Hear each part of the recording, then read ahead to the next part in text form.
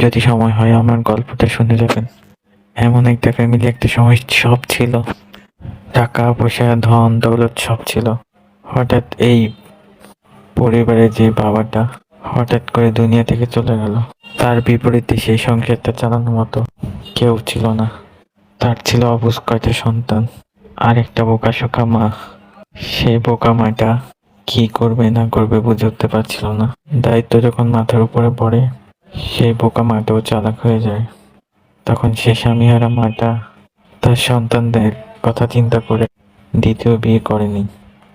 আস্তে আস্তে করে পরিবারটাকে গোছাতে শুরু করছে।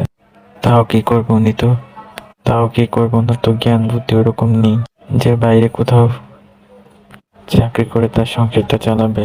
ওই পরিবারে তার একটা ছোট্ট ছেলে ছিল, যার বয়স কেবলমাত্র 7 বছর ছিল। আর তার 6টা মেয়ে ছিল। একটা মেয়ে ছিল বিয়ের উপযুক্ত। ওই মুহূর্তে মাটার কি করার ছিল বলেন? তাও এই পর্যন্ত কষ্ট করে আসছে। এটা ছিল গল্পটার প্রথম পার্ট। দ্বিতীয় পার্ট শুনতে কমেন্টে জানাবেন।